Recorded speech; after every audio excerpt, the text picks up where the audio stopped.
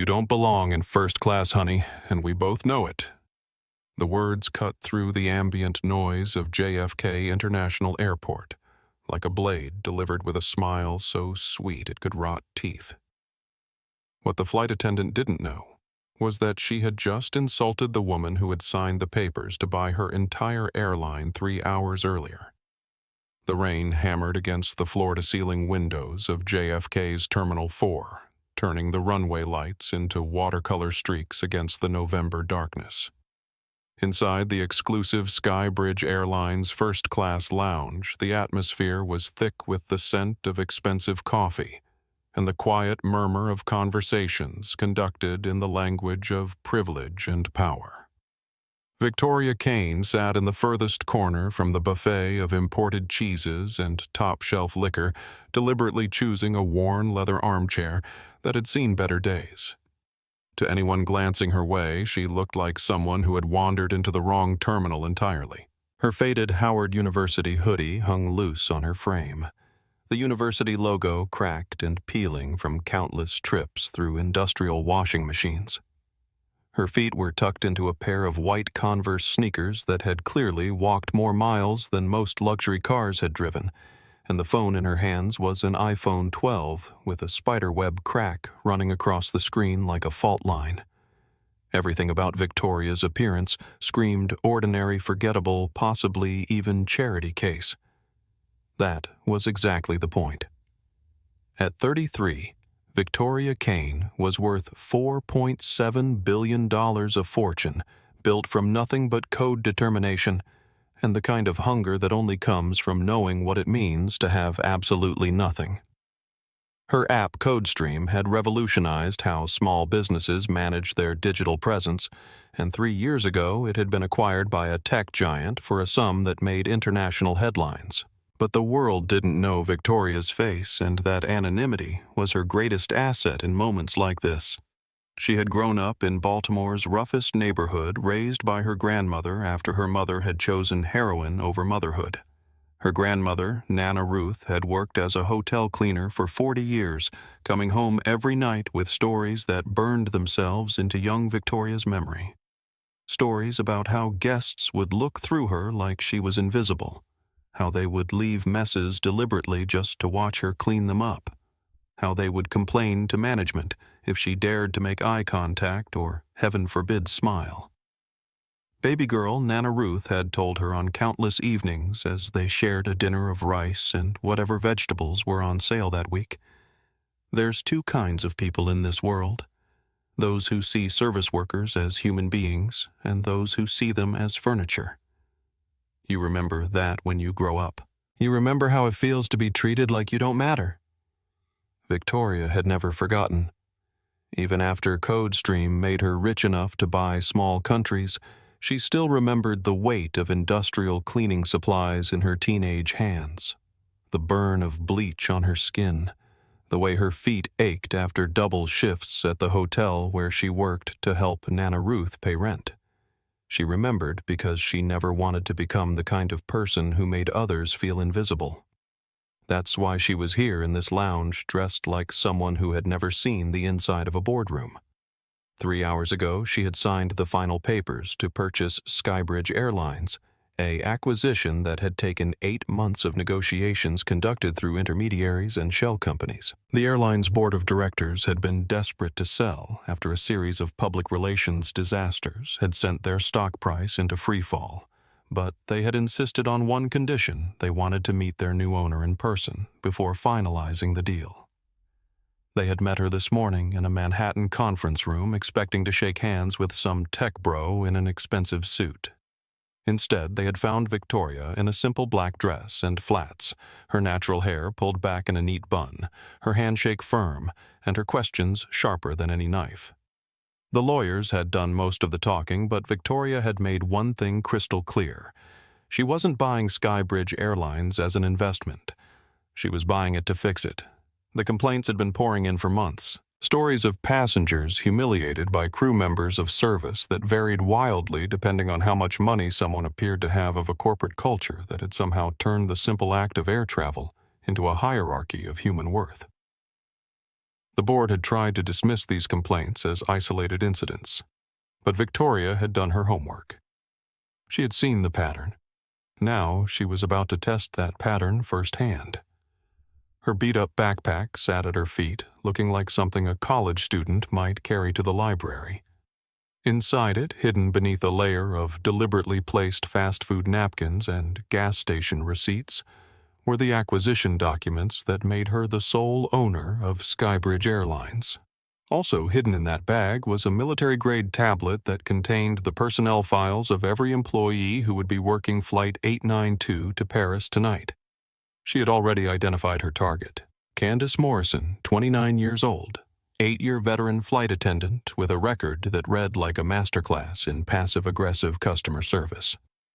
7 formal complaints in the past 2 years, all dismissed by supervisors who praised her attention to detail and commitment to maintaining first-class standards. Victoria had read between the lines. Candice Morrison was the kind of flight attendant who decided who deserved good service based on how much their clothes cost. Tonight, Victoria was going to look like she couldn't afford a bus ticket, let alone a first-class seat to Paris. The announcement crackled over the lounge's sound system, delivered in that artificially cheerful voice that airlines had perfected. Ladies and gentlemen, Skybridge Airlines is pleased to announce the boarding of Flight 892 with service to Paris, France. We invite our first-class passengers to board at this time. Victoria stood slowly, shouldering her backpack and pocketing the cracked phone. Around her, the other first-class passengers began gathering their things: designer luggage and leather briefcases, Hermes handbags, and watches that cost more than most people's cars. They moved with the casual confidence of people who had never been questioned about their right to occupy premium space, people who had never been asked to prove they belonged anywhere. Victoria walked toward the boarding gate, her worn sneakers silent on the polished floor. She could feel the occasional glance from other passengers, those quick visual assessments that people made without thinking. Her hoodie, her shoes, her general lack of obvious wealth markers, they all told a story that these people understood instinctively. She didn't belong with them. Perfect. As she approached the gate, she could see the Skybridge Airlines crew preparing for boarding. The gate agents were efficiently checking documents and managing the boarding process, but her attention was focused on the flight attendants who would be working the cabin. She spotted Candice Morrison immediately standing near the jet bridge entrance with the kind of posture that suggested military precision and barely contained impatience. Candice was exactly what Central Casting would order if they needed someone to play a flight attendant in a movie about airline glamour. Blonde hair pulled into a flawless chignon makeup applied with the precision of a Swiss watch uniform that fit like it had been sewn directly onto her body. She was beautiful in the way that required effort money and a complete commitment to a certain kind of performance. Victoria watched as Candice interacted with the other boarding passengers. Her smile bright and genuine for the man in the $1,000 suit, warm and deferential for the woman with the Cartier watch, cool and professional for the couple who looked like successful small business owners. Each interaction lasted exactly as long as Candice deemed appropriate based on her assessment of the passenger's worth. Victoria pulled out her phone and checked her boarding pass one final time. Seat 1A, the window seat in the front row of first class. The most expensive seat on the plane, purchased with the same credit card she had used to buy the entire airline. She took a deep breath and walked toward the gate, her heartbeat steady despite what she was about to do. This wasn't just about testing one flight attendant's prejudices. This was about understanding the culture that had allowed those prejudices to flourish, the environment that had turned customer service into a judgment panel where some passengers were deemed worthy of basic human dignity, and others were not.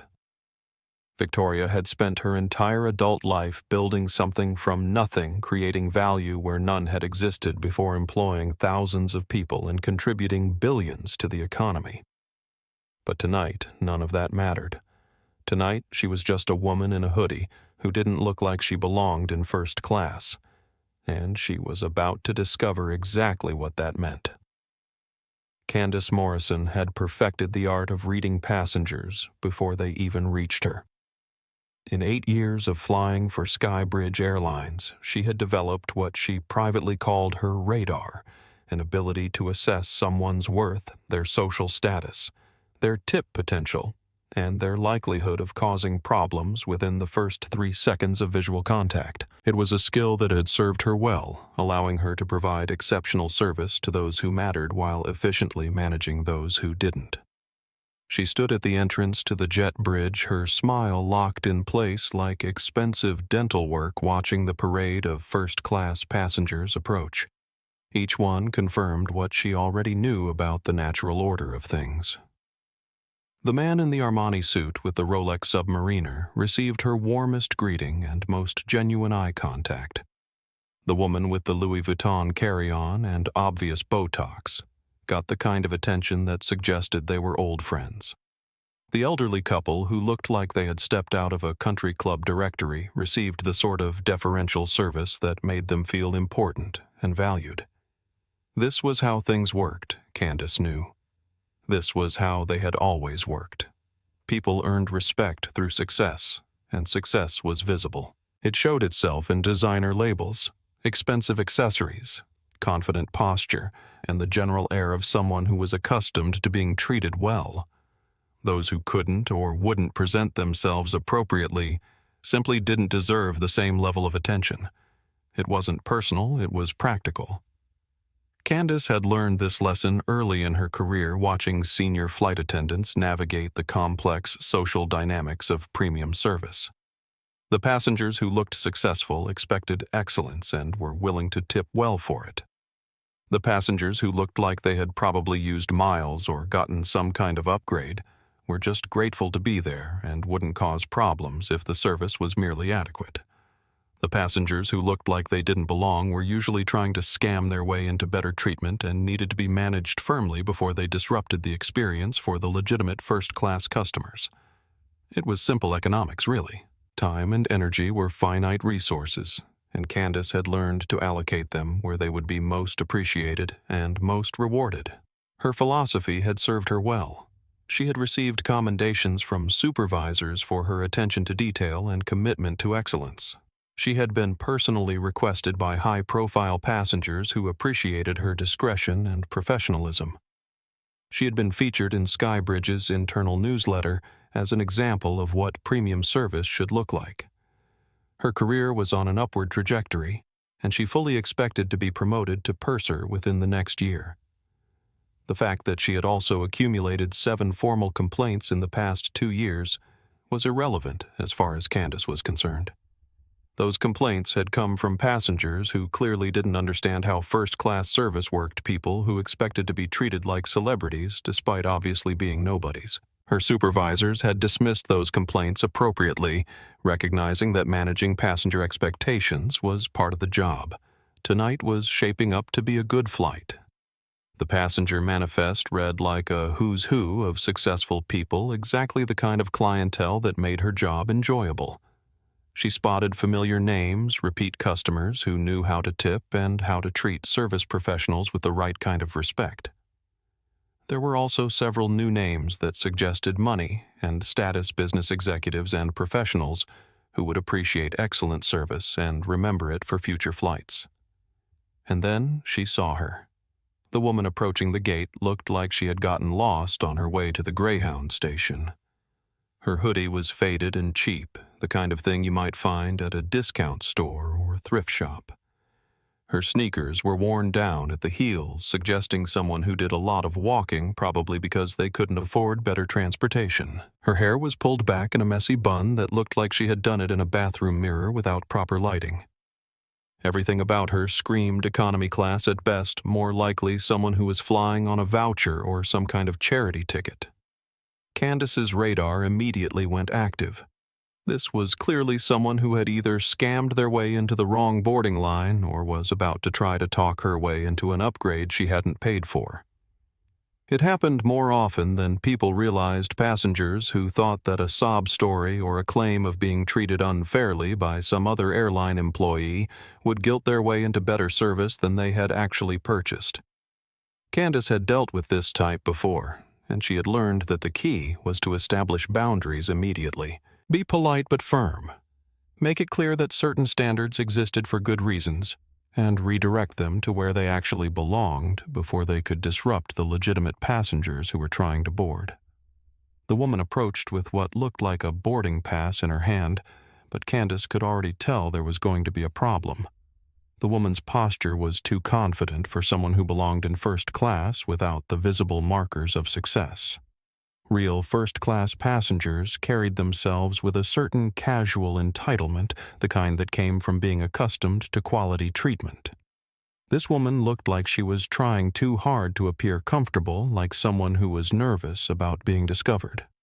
Candice activated her most professional smile, the one that was warm enough to avoid accusations of rudeness, but cool enough to establish appropriate distance. She had perfected this expression over years of practice, and it had served her well in situations exactly like this one. "Good evening," Candice said, her voice carrying just the right note of pleasant efficiency. "Welcome aboard Skybridge Airlines. Are you flying with us tonight?" The woman nodded and held out her phone, presumably with a mobile boarding pass displayed on the cracked screen. Candice took note of the phone immediately. It was old, damaged, and clearly belonged to someone who either couldn't afford to replace it or didn't care enough about their appearance to maintain their devices properly. Both possibilities suggested someone who didn't belong in the first-class cabin. "I have seat 1. A," the woman said, her voice quiet but steady. Candice felt her professional smile tighten slightly. Seat 1A was the premier window seat in first class, the most expensive and desirable seat on the aircraft. It was typically occupied by their highest value customers, people who paid full fare and expected exceptional service in return. The idea that this woman in her discount store clothing had legitimately purchased that seat was almost laughable.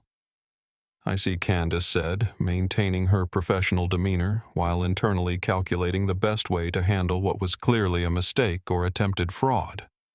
"May I take a look at your boarding pass?" She reached for the scanner at her podium, already preparing to deliver the news that there had been some kind of system error or upgrade glitch. The scanner would show the real story, and then she could redirect this passenger to her actual seat in economy while minimizing the disruption to the legitimate first-class passengers who were waiting behind her. But as she aimed the scanner at the phone's cracked screen, something unexpected happened. Beep. The scanner chirped once, and the display showed green. Seat 1A. Confirmed. Candice stared at the scanner display, then at the phone, then back at the scanner. This had to be some kind of mistake. System glitches happened especially with mobile boarding passes. Servers got overloaded, data got corrupted, upgrades got processed incorrectly. There was no way this woman had actually paid for seat 1A. "There seems to be some kind of technical issue," Candice said, maintaining her smile while her mind raced through possible explanations. "Let me just verify this with our system." She tapped the scanner again, hoping for a different result, but the green light flashed again with the same confirmation. Seat 1A. Active. Confirmed. Behind the woman in the hoodie, other passengers were beginning to queue up, and Candice could sense their growing impatience. She needed to resolve this quickly and efficiently before the situation created a scene that would reflect poorly on her professional capabilities. "Is there a problem with my ticket?" the woman asked, and there was something in her tone that Candice couldn't quite identify. It wasn't the nervousness she would have expected from someone trying to pull a scam. It wasn't the defensive anger she was used to hearing from passengers who had been caught in an upgrade attempt. It was something else, something that almost sounded like patience. Before Candice could respond, a voice boomed from behind them, rich with entitlement and irritation. "What's the holdup here?" The voice belonged to James Crawford, a passenger Candice recognized immediately.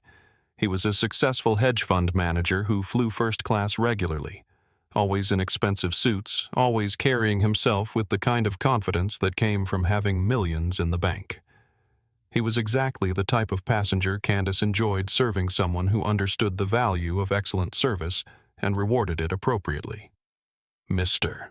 Crawford Candice said, her voice immediately warming as she turned to acknowledge him. So wonderful to see you again.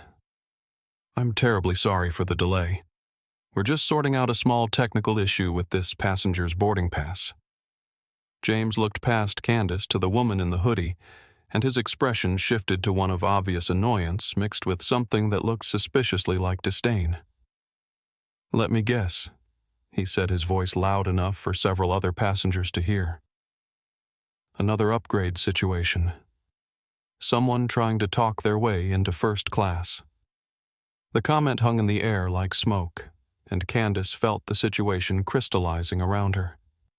Here was James Crawford, a valued customer who clearly understood what was happening and was giving her permission to handle it appropriately. And here was this woman who obviously didn't belong, standing there with her discount store clothes and her broken phone, probably hoping that persistence would get her something she hadn't earned. Candice made her decision. Sir, I believe this passenger may have received an incorrect upgrade, or there may have been some kind of system error, Candice said, speaking primarily to James while keeping her voice professional.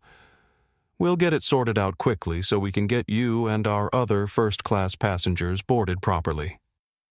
She turned back to the woman, her smile now carrying a different energy entirely. Ma'am, I'm going to need you to step aside for just a moment while I verify your ticket with our gate agent. I'm sure we can get you sorted into your correct seat assignment. The woman looked at her steadily, and again Candice noticed that there was no panic in her expression. No guilty shifting or nervous stammering that typically accompanied passengers who had been caught trying to game the system. Instead, there was something that looked almost like disappointment, as if the woman had expected this exact interaction and was somehow saddened to have her expectations confirmed. Check the boarding pass, the woman said simply. I'm in seat 1A. Candice felt her patience beginning to fray. The woman's calm insistence was somehow more irritating than outright anger would have been. It suggested someone who thought they were entitled to treatment. They hadn't earned someone who didn't understand their place in the carefully maintained hierarchy that made premium air travel function properly. Ma'am, Candice said, her voice taking on a slightly sharper edge while still maintaining the veneer of professional courtesy. I understand you may be confused about your seat assignment, but I need you to step aside so I can sort this out without holding up our other passengers. She gestured toward James Crawford and the growing line behind him, making it clear where her priorities lay. These were the people who mattered, the people who belonged in first class, the people whose experience she was responsible for protecting. What Candice didn't know, as she stood there in her perfectly pressed uniform, making judgments based on the cost of someone's clothing, was that she had just made the biggest mistake of her professional life. The woman in the hoodie owned the airline. Victoria watched the scene unfold with the detached fascination of a scientist observing a predicted chemical reaction. Every element was falling into place exactly as she had anticipated, every bias and assumption playing out like a carefully choreographed dance. Candice Morrison was performing her prejudices with textbook precision, and James Crawford was providing the perfect chorus of entitled validation. This was what she had come to see. This was the culture she had bought, and this was what she intended to change. Ma'am Candice continued, her voice now carrying an undertone of barely controlled impatience. I'm going to need you to work with me here. Our gate agent can help clarify your actual seat assignment, but right now you're holding up our premium passengers who need to board. Victoria nodded slowly as if she were considering the request. In reality, she was cataloging every word, every gesture, every micro-expression that revealed the flight attendant's true attitude toward passengers she deemed unworthy. This would all be documented, analyzed, and used as a foundation for the comprehensive cultural overhaul she was already planning. I understand you want to verify my ticket, Victoria said, her voice remaining calm and steady. But the scanner already confirmed my seat assignment. I'm not sure what additional verification you need. Behind her, she could hear the murmur of growing impatience from the other first-class passengers. Some were checking their watches, others were making comments under their breath about delays and situations. Victoria recognized the sound of people who were accustomed to having their time valued, and their convenience prioritized people who saw any disruption to their expected experience as a personal affront. James Crawford stepped closer, his physical presence adding weight to his words. "Look, I don't know what's going on here, but some of us have connections to make. Can we just get this sorted out?" Candice immediately shifted her attention to him, her posture straightening and her smile becoming more genuine. "Of course, Mr. Crawford. I completely understand your concern. This will just take one moment while I get this passenger redirected to her correct seat."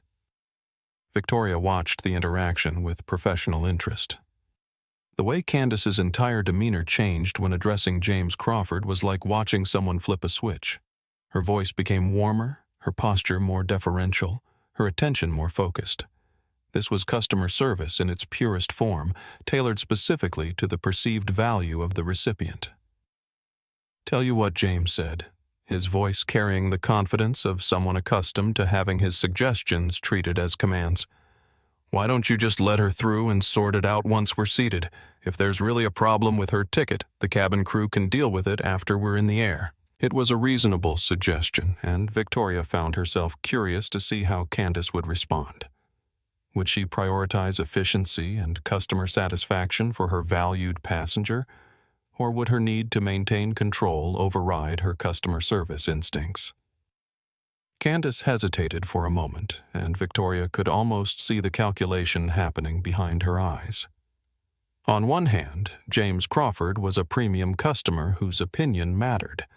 On the other hand, allowing someone she believed didn't belong into first class felt like a violation of the natural order that governed her professional world. "Sir, I appreciate your patience," Candice said finally, "but I have a responsibility to ensure that our first-class cabin maintains its standards. I'm sure you understand." The word standards hung in the air like a judgment, and Victoria felt something cold settle in her chest. This wasn't just about verifying a ticket or following protocol. This was about gatekeeping, about determining who deserved quality treatment based on superficial markers of worth. This was about a flight attendant who had appointed herself the arbiter of human value. "What standards are those exactly?" Victoria asked, her voice still calm, but carrying a new undertone that made both Candice and James look at her more carefully. Candice's smile flickered for just a moment. "Well, we have certain expectations for our first-class passengers. Dress codes, behavioral norms, that sort of thing. We want to maintain a comfortable environment for all our premium customers." Victoria nodded slowly as if she were seriously considering this explanation. "I see. And you've determined that I don't meet these standards based on what exactly?" The question was simple, direct, and completely fair. It was also dangerous because it forced Candice to either admit that she was making judgments based on appearance and perceived social status, or to articulate some other justification for her behavior that would inevitably sound equally prejudicial.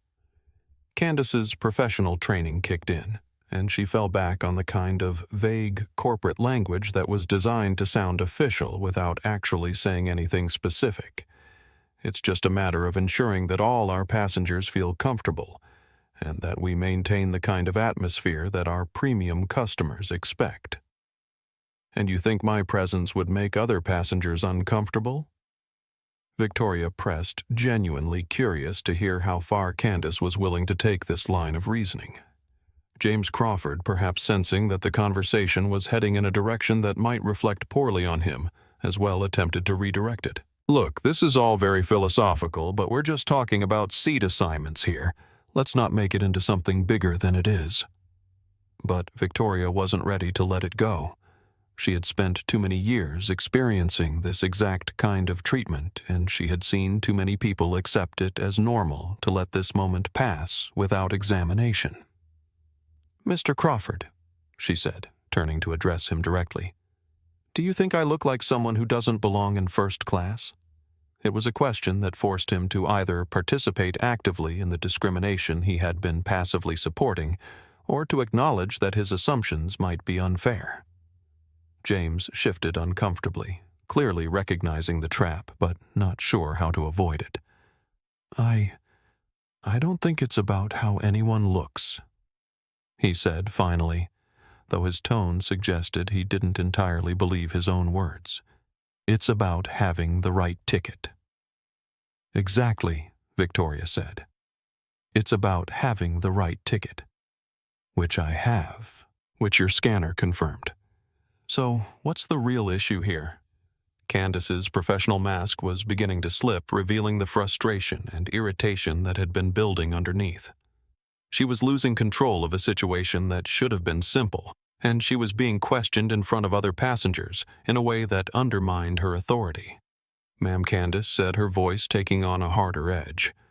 "I'm trying to be patient here, but you're creating a scene that's disrupting the boarding process for everyone else. Now I need you to either produce additional verification for your seat assignment, or I need you to step aside and work with our gate agent to resolve whatever issue has occurred with your ticket." Victoria looked around at the other passengers, noting their expressions of impatience, annoyance, and in some cases agreement with Candice's handling of the situation. These were people who were accustomed to seeing service workers manage problems efficiently and discreetly. People who valued their own convenience over someone else's dignity. "What additional verification do you need?" Victoria asked. "Your scanner confirmed my seat assignment. What other proof could I possibly provide?" It was a reasonable question, and Candice clearly didn't have a reasonable answer. Her entire justification for this confrontation was based on intuition bias and assumption, rather than any actual evidence of wrongdoing or policy violation. But backing down now would mean admitting that she had been wrong, that she had treated a legitimate passenger poorly based on nothing but prejudice. Instead of backing down, Candice doubled down. "Ma'am, I've been doing this job for 8 years, and I can tell when something isn't right. Now I'm asking you nicely to work with me here, but if you continue to be disruptive, I will have to call security." The threat hung in the air like a storm cloud, and Victoria felt the last of her patience evaporate.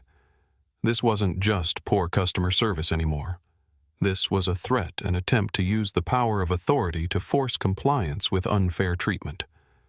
Victoria reached into her pocket and pulled out a business card.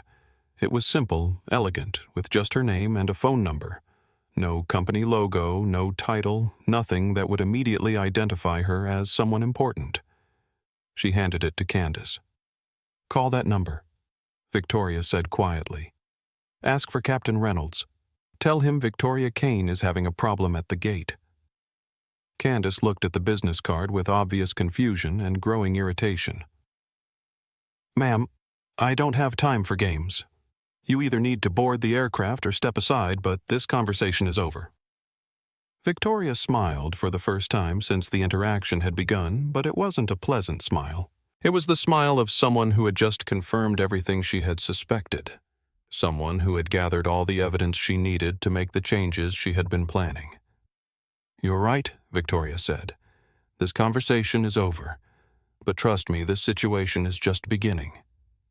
She shouldered her backpack, holding her phone with the confirmed boarding pass, and walked past Candice toward the jet bridge. Candice reached out as if to stop her, but Victoria's calm confidence gave her pause. "Ma'am," Candice called after her. "Ma'am, you can't just—" But Victoria was already walking down the jet bridge toward the aircraft, leaving behind a gate area full of confused passengers and one very frustrated flight attendant who had no idea that she had just picked a fight with the person who could end her career with a single phone call. The plane was waiting, and the real show was about to begin. The first-class cabin of Skybridge Airlines Flight 892 was a monument to manufactured luxury all-cream-colored leather and soft ambient lighting designed to make wealthy passengers feel appropriately pampered. Victoria settled into seat 1A, her worn sneakers silent against the plush carpeting as she stowed her battered backpack beneath the seat in front of her. Around her, the other first-class passengers were arranging themselves with the casual efficiency of people accustomed to premium treatment, unpacking tablets and newspapers, adjusting their seats to optimal comfort positions. Victoria pulled out her cracked phone and pretended to scroll through emails while actually observing everything happening around her. The cabin crew was moving through their pre-flight routines with practiced precision, but Victoria was watching their interactions with passengers, noting the subtle differences in tone, attention, and body language that revealed the hierarchy of service that governed this small, enclosed world. Maya Torres, a junior flight attendant who looked to be in her early 20s, was working her way through the cabin with a tray of pre-departure beverages. Victoria watched as Maya offered champagne with genuine warmth and attention to each passenger, making eye contact, smiling naturally, treating each interaction as if it mattered. When Maya reached seat 1A, her approach was exactly the same. "Good evening," Maya said, her smile reaching her eyes in a way that suggested actual customer service training rather than performance. "Can I offer you some champagne before we take off? That would be lovely." "Thank you," Victoria replied, accepting the crystal flute with a small smile of her own. Maya's natural kindness was exactly what good service looked like, and Victoria made a mental note to ensure that this young woman's career would be protected and promoted regardless of what happened tonight. But Maya's shift ended at the forward galley, and Victoria could see Candice Morrison emerging from behind the curtain that separated the galley from the passenger cabin. Candice had changed into her in-flight uniform, and she looked every inch the experienced professional as she began her own circuit of the first-class cabin. Victoria watched her approach through the reflection in her window, noting how Candice's demeanor shifted subtly as she evaluated each passenger. James Crawford received the full treatment.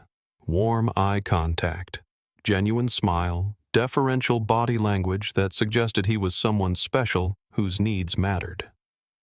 "Mr. Crawford, so wonderful to have you with us again. I've made sure we have your usual in-flight meal preference, and I'll make certain you're not disturbed during the flight unless you need anything." The elderly couple in seats 3C and 3D received polite professional attention, the kind of service that acknowledged their first-class status, without the personal warmth reserved for higher-value passengers. "Good evening, Mr. and Mrs. Peterson. Welcome aboard. Is there anything I can get you settled in?" And then Candice reached seat 1A. The transformation was immediate and unmistakable. Candice's smile became mechanical. Her posture straightened into something more defensive than welcoming, and her eye contact was minimal and dismissive. When she spoke, her voice carried the tone of someone fulfilling an obligation rather than providing service. Beverage Candice asked the word clipped and efficient, devoid of any warmth or genuine interest in the answer. Victoria looked up from her phone, meeting Candice's eyes directly. "I'd like some champagne, please. The same Dom Perignon that Mr. Crawford is having." Candice's expression flickered with something that might have been irritation. "We're actually running low on the premium champagne," she said, her voice carrying the kind of false regret that was clearly a lie. "I can offer you some sparkling wine or perhaps a soft drink." Victoria glanced across the aisle at James Crawford, who was enjoying what was clearly Dom Perignon in a crystal flute identical to the ones being offered to other passengers. She also noticed that Maya had just finished opening a new bottle of champagne in the galley, and there were at least 6 more bottles visible in the service cart. "I see Mr. Crawford has champagne," Victoria said calmly. "And it looks like there's plenty more in the galley. Is there some reason I can't have the same beverage that's being offered to other first-class passengers?" Candice's jaw tightened almost imperceptibly. "Mr. Crawford is a Diamond Elite member with special beverage privileges," she said, the lie coming smoothly despite being completely fabricated. "Regular passengers receive our standard beverage service." Victoria nodded slowly as if she were accepting this explanation, though she was actually calculating just how many policies and regulations Candice was violating with her discriminatory service. "I understand. In that case, could I have some water?" "Of course." Candice said, her tone suggesting that this was exactly the kind of reasonable request she could accommodate. "I'll bring you some water." 20 minutes later, Victoria was still waiting for her water. She watched as Candice moved efficiently through the cabin, refilling champagne glasses, offering warm towels, engaging in pleasant conversation with passengers she deemed worthy of attention. Victoria's call button remained unanswered, her request forgotten or deliberately ignored. When Candice finally returned to seat 1A, she was carrying a small plastic cup filled with what was obviously tap water, the kind of container and beverage that would never be offered to a paying first-class passenger under normal circumstances. "Your water," Candice said, setting the plastic cup down with just enough force to make the gesture feel dismissive. Victoria looked at the cup, then at the crystal glasses being used by every other passenger in the cabin. "Thank you," she said quietly. "Could I also see a menu? I'd like to order dinner." Candice paused in her movement away from the seat, and Victoria could see her internal calculation. Dinner service was still an hour away, but taking meal orders early was standard practice in first class, allowing the crew to properly prepare and ensure that passengers received their preferred choices. "Dinner service doesn't begin for another hour," Candice said. "We'll take orders then." "I understand," Victoria replied. "But I noticed you took Mr. Crawford's order a few minutes ago and the couple in 3C and 3D as well. I'd like to place my order now so I can get some work done during the flight without being interrupted later."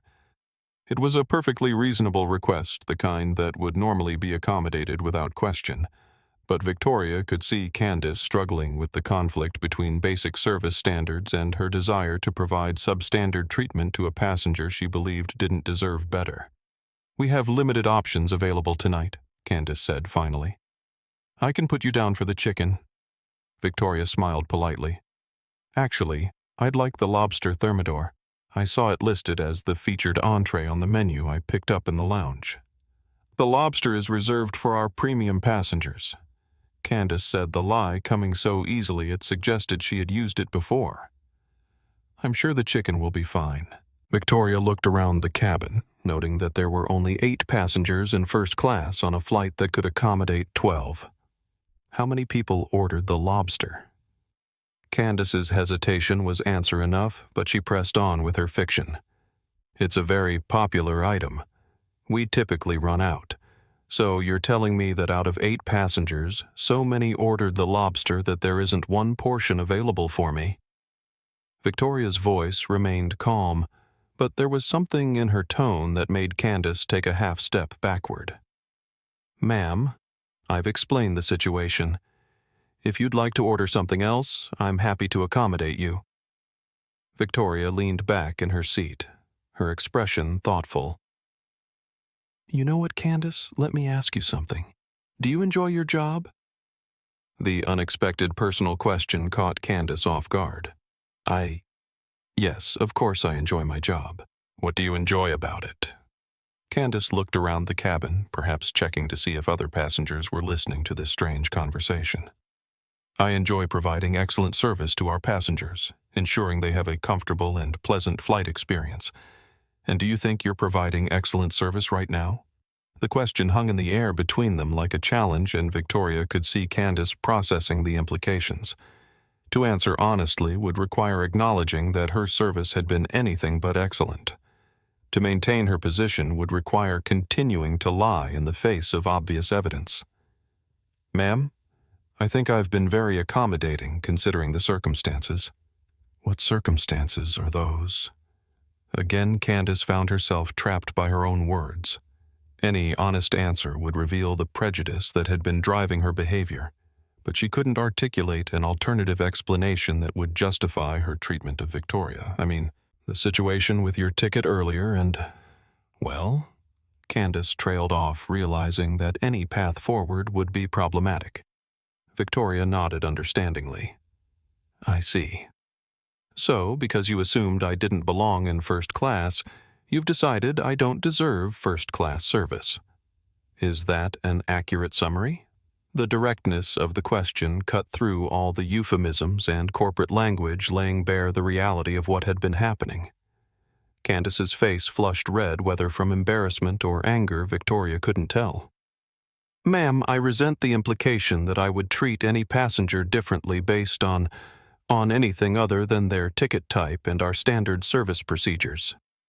"Then I'd like the lobster thermidor, please. And I'd like it served on china with proper silverware, the same as every other first-class passenger. And I'd like my water served in a crystal glass, not a plastic cup." The requests were perfectly reasonable, exactly what any paying first-class passenger should expect. But they also represented a direct challenge to the discriminatory treatment Victoria had been receiving, forcing Candice to either provide equal service or to continue her discriminatory behavior in a way that would be obvious to anyone watching. Candice stood there for a long moment, her professional mask wavering as she struggled with a situation that had spiraled far beyond what she had intended. Around them, other passengers were beginning to take notice of the tension, phones were discreetly being positioned to record, and the atmosphere in the cabin was shifting from luxury travel to uncomfortable spectacle. I'll see what I can do," Candice said, finally backing away from seat 1A as if Victoria had become something dangerous. But Victoria wasn't finished. "Candice," she called out, her voice carrying just enough to be heard by nearby passengers. "One more thing. When you bring my dinner, I'd like you to remember that I paid the same price for my ticket as everyone else in this cabin.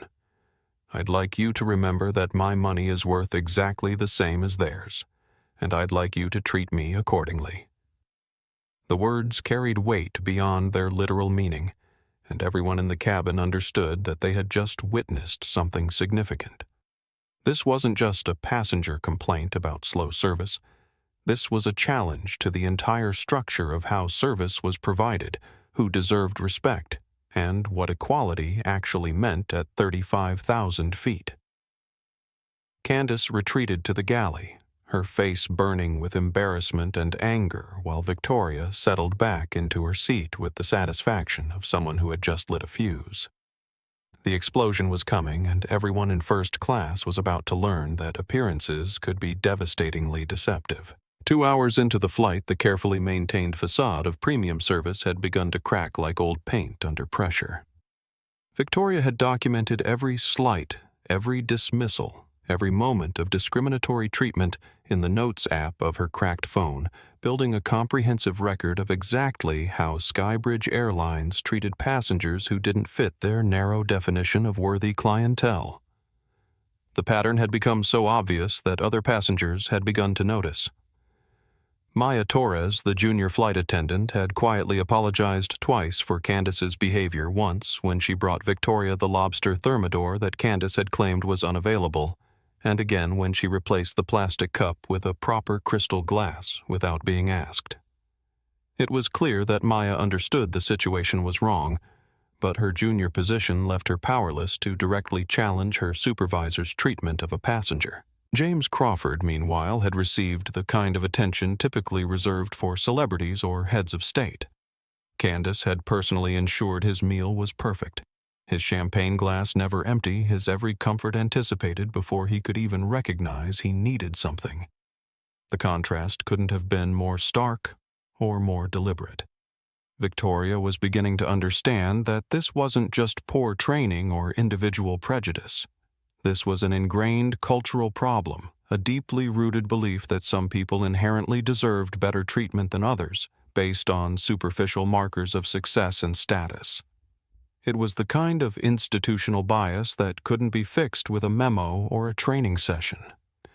It required fundamental changes in leadership policy and accountability.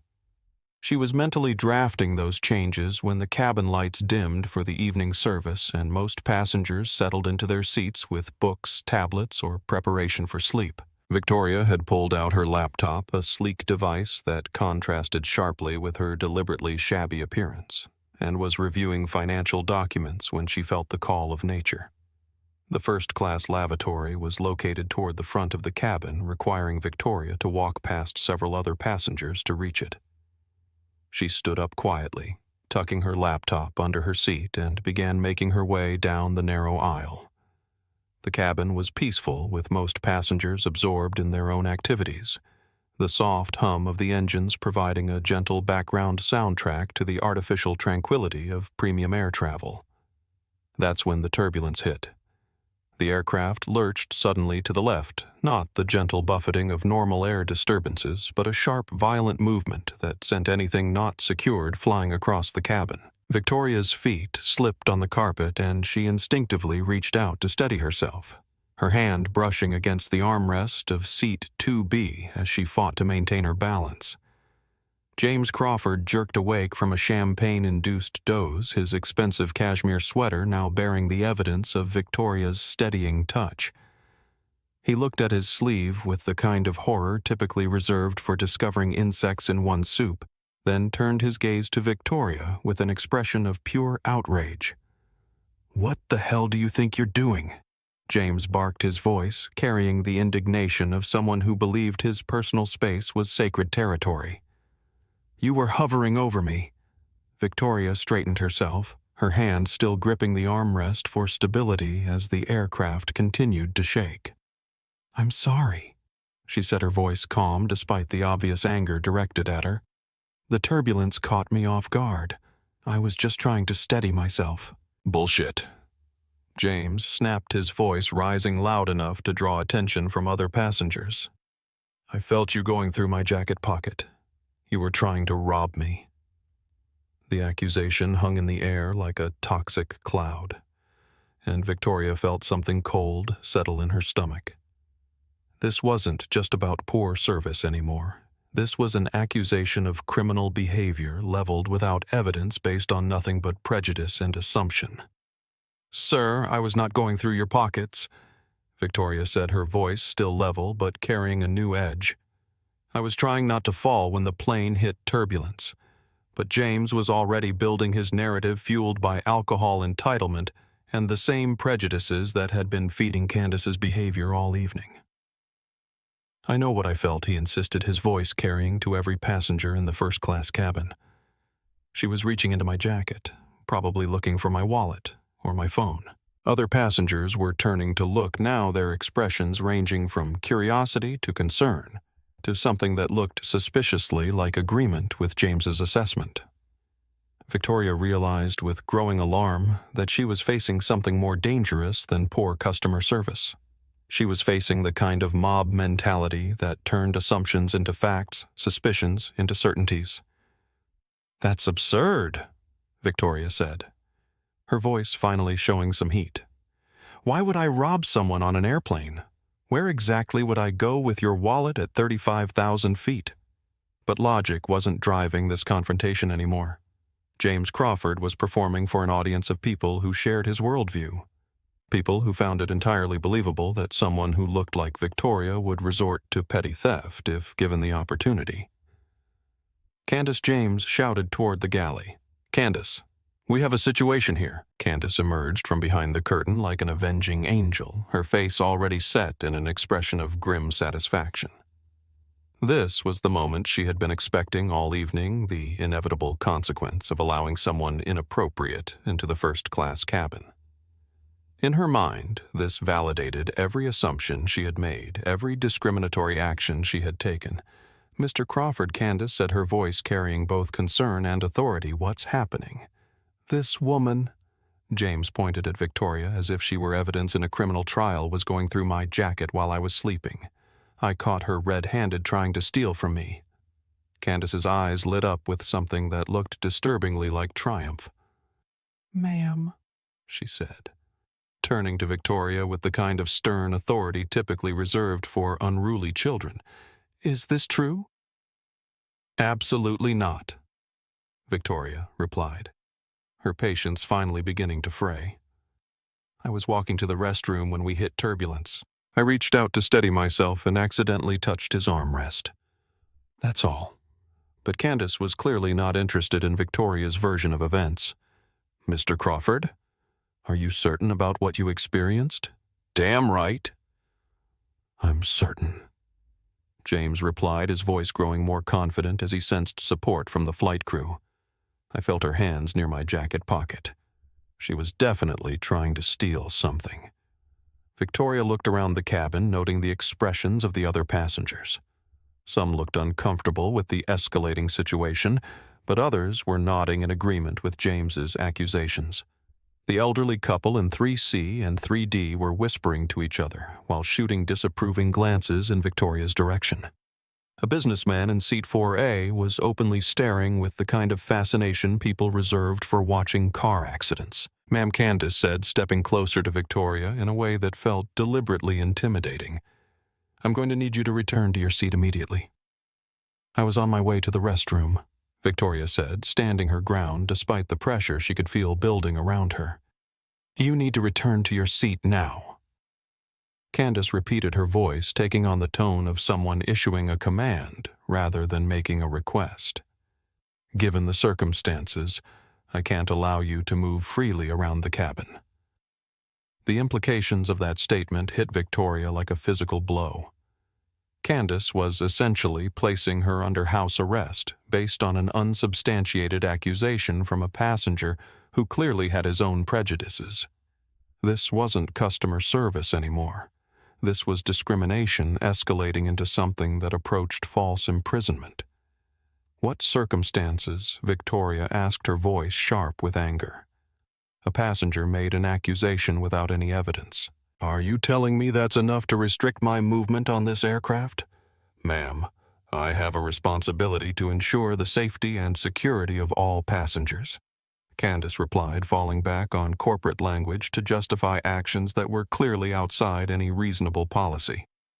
Until this situation can be properly investigated, I need you to remain in your assigned seat.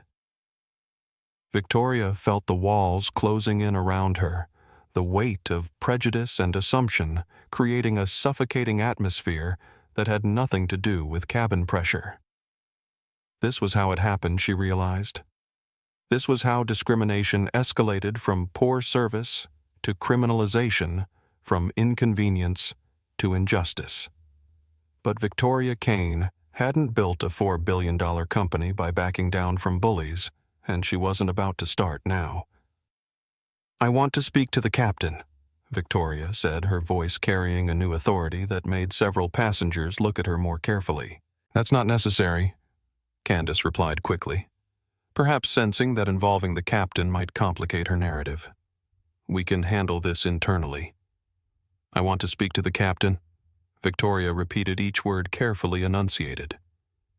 Now. Candice's mask of professional authority flickered for just a moment, revealing something that looked suspiciously like panic. Ma'am, the captain is busy flying the aircraft. He doesn't get involved in cabin disputes. Victoria smiled, but there was no warmth in the expression. Call him, she said quietly. Trust me, he'll want to know about this. Something in Victoria's tone made Candice hesitate, a note of confidence that didn't match the situation as she understood it. Why would someone caught in an attempted theft be so insistent on involving the highest authority on the aircraft? But before Candice could respond, the decision was taken out of her hands. James Crawford, emboldened by what he perceived as crew support for his position, decided to escalate the situation himself.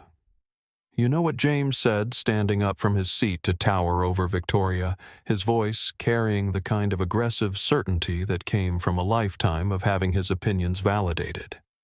I don't think talking to the captain is enough. I think we need to have the police waiting when we land. This is theft, and she needs to be arrested. The words dropped into the cabin like stones into still water, creating ripples of tension that spread throughout the first-class section. Victoria felt something cold and hard crystallize in her chest, the final straw that would transform this situation from a lesson in corporate culture to a moment of reckoning that would change lives forever. You want to have me arrested? Victoria said slowly, her voice carrying a dangerous calm that made even James take a half step backward. Based on your claim that I was reaching for your wallet, which you have no evidence for, which didn't actually happen. I know what I saw, James insisted, though his voice carried slightly less conviction than it had moments before. Victoria nodded thoughtfully as if she were seriously considering his position. Mr. Crawford, "Can I ask you something? Do you know who I am?" The question was simple, but something in Victoria's delivery made the entire cabin fall silent. Even Candice stopped her aggressive posturing, sensing that the dynamic of the situation was shifting in ways she didn't understand. "I know you're someone who is trying to steal from me," James replied, but his voice lacked the confidence it had carried earlier. Victoria reached into her pocket and pulled out her phone, the cracked screen reflecting the cabin lights like a broken mirror. "I want you to remember this moment," she said quietly. "I want you to remember exactly what you accused me of and exactly what you said should happen to me." She hit a number on her speed dial and the phone rang once before being answered. "Captain Reynolds," she said into the phone, her eyes never leaving James Crawford's face. "This is Victoria Kane. We have a code red situation in the first-class cabin and I need you up here immediately." The name hit the cabin like a bomb blast. Victoria Kane. Some passengers didn't recognize it, but James Crawford did. His face went white as he realized he had just accused one of the most successful tech entrepreneurs in the world of trying to steal his wallet. Candice looked like she had been struck by lightning, the pieces of the evening suddenly falling into place in the most horrifying way possible. Victoria ended the call and looked around the cabin at the faces staring back at her, some confused, some shocked, some beginning to understand the magnitude of what had just occurred. "Ladies and gentlemen," Victoria said, her voice carrying to every corner of the first-class cabin, "allow me to introduce myself properly. My name is Victoria Kane, and as of this morning I am the sole owner of Skybridge Airlines." The silence that followed was so complete it seemed to absorb sound rather than simply mark its absence. Now Victoria continued, her voice still calm but carrying unmistakable authority. "Let's talk about what customer service actually means." The revelation of Victoria's identity hit the first-class cabin like a pressure wave, leaving passengers and crew reeling as they tried to process the complete reversal of everything they had assumed about the evening's events. James Crawford stood frozen in the aisle, his face cycling through expressions of shock, horror, and desperate calculation as he realized the magnitude of his mistake. Candice Morrison looked like she had been physically struck, her carefully maintained professional composure cracking like ice under sudden heat. But the most dangerous moment in any confrontation is not when positions are being established, but when they are collapsing. When people who have committed to a course of action based on false assumptions must choose between admitting their error and doubling down on their mistakes. Candice chose to double down. "I don't care who you claim to be," she said, her voice shaking with a mixture of desperation and defiance. "That doesn't change what happened here. Mr. Crawford is a valued passenger, and his accusations need to be taken seriously." Victoria looked at her with something approaching sympathy, recognizing the psychology of someone who was drowning and pulling others down with her, rather than admitting she couldn't swim. "Candice," she said gently, "you're making this worse for yourself. I suggest you step back and think carefully about your next words." But Candice was beyond rational thought now, trapped by her own prejudices and the public nature of her mistakes. In her mind, backing down would mean admitting that everything she had believed about social hierarchy and customer service was wrong. It would mean acknowledging that she had humiliated herself and damaged her career based on nothing but bias and assumption. "You've been disruptive and aggressive this entire flight." Candice continued, her voice rising as she tried to regain control of a situation that had spiraled completely beyond her ability to manage. "You've created problems, made unreasonable demands, and now you're being accused of theft by another passenger. I don't care what your name is or what company you claim to own, you don't get to intimidate crew members or threaten other passengers." The accusation of intimidation was rich, coming from someone who had spent the entire flight treating Victoria like a second-class citizen, but Victoria recognized that Candice was operating from a place of panic now rather than logic. Sometimes people would rather destroy themselves than admit they were wrong, and Victoria could see that Candice was heading down that exact path. James Crawford, meanwhile, was trying desperately to find a way out of the hole he had dug for himself. "Look," he said, his voice taking on a conciliatory tone that hadn't been there minutes earlier. Maybe there was some kind of misunderstanding. Maybe I misinterpreted what I saw. It was a reasonable attempt at damage control, but it came too late and with too little conviction to be believable. Victoria could see in his eyes that he was calculating the potential cost of his accusations, wondering if there was a way to walk back his claims without admitting that they had been based on prejudice rather than observation. "Mr. Crawford," Victoria said, her voice carrying the patient tone of someone explaining something to a child, "you didn't misinterpret anything. You made an assumption about me based on how I look, and when an opportunity arose to justify that assumption, you took it. You accused me of theft not because you saw me commit a crime, but because you believe people who look like me are criminals." The psychological analysis was clinical in its precision, and James flinched as if he had been slapped. "That's not... I would never..." "You would never what?" Victoria pressed. "You would never assume that a black woman in a hoodie was trying to rob you, because that's exactly what you just did in front of a cabin full of witnesses without a shred of evidence." The racial element of the situation hung in the air like a toxic cloud finally named and acknowledged, after hours of being the unspoken foundation for everything that had occurred. Some passengers shifted uncomfortably in their seats, recognizing their own complicity in the assumptions that had led to this moment.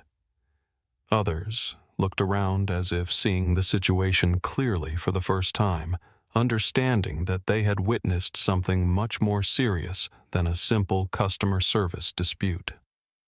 Maya Torres, the junior flight attendant, was standing near the galley with tears in her eyes, finally understanding the full scope of what her supervisor had been doing all evening.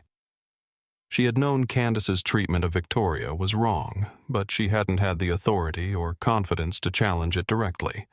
Now she was watching her colleague destroy her career in real time, and there was nothing she could do to stop it. "Mrs. Kane," Maya said quietly, her voice barely audible over the engine noise. "I want to apologize for everything that happened tonight. This isn't how we're supposed to treat passengers, any passengers." Victoria turned to look at the young woman, seeing genuine remorse and professional integrity in her expression. "Thank you, Maya. I appreciate that, and I want you to know that your service tonight has been exemplary." The contrast between Maya's respectful professionalism and Candice's discriminatory behavior was stark, and it highlighted everything that was wrong with the culture Victoria had purchased along with the airline. Good employees were being overshadowed by bad ones. Proper training was being undermined by personal prejudices, and customers were receiving wildly different levels of service based on factors that had nothing to do with their ticket class or reasonable expectations. Candice watched this exchange with growing fury, seeing her authority being undermined and her position being challenged by a passenger she still couldn't quite accept as legitimate.